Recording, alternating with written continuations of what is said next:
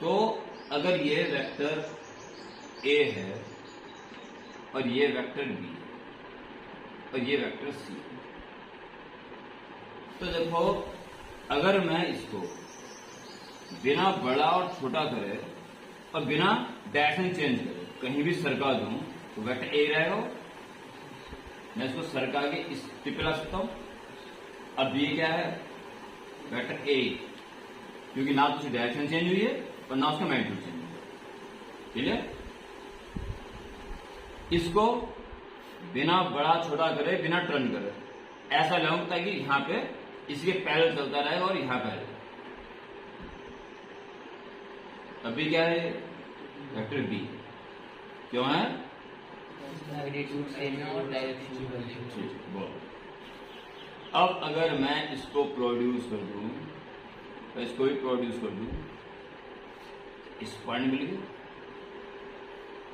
ये ऐसे शुरू हुआ वेक्टर ए, क्या हो गया उसका मैग्नीट्यूड थोड़ा ज्यादा हो गया, यानी कि इसमें किसी चीज की इंटू कर दी गई होगी मैग्नीट्यूड बढ़ाने के लिए, डायरेक्शन हुई है ना। ये क्या है, वेक्टर बी, अगर मैं उसी डायरेक्शन का मैग्नीट्यूड बढ़ा दूं तो वेक्टर बी का कुछ टाइम्स हो जाएगा, मालूम नहीं। ये क्या है,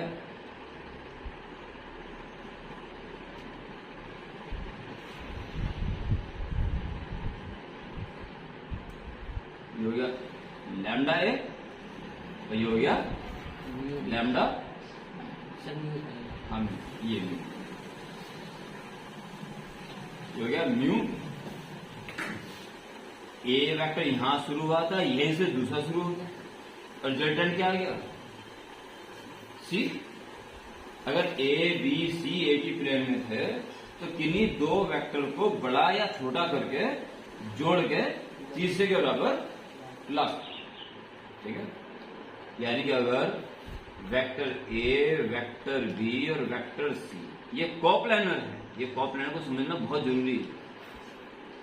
कोप्लेनर है तो निश्चित रूप से किसी भी एक वेक्टर को किस इक्वल, इन दोनों में कुछ तो इंटू कर दो, lambda vector A plus new vector B के इक्वल होगा। लैम्डा में कुछ तो आएगा, पक्का आएगा, जो इसको इसके बराबर कर, ठीक है। और अगर ये कोप्लेनर नहीं है, ये टेढ़ा है, फिर तो जितना बड़ी इसको बड़ा छोटा कर लो ये तो आने वाला नहीं। अगर समझे तो बड़ा इंपॉर्टेंट नोट्स में आप लिखेंगे, ये तो लिख दिया कोप्लेनर है, इसके नीचे लिखिए नोट।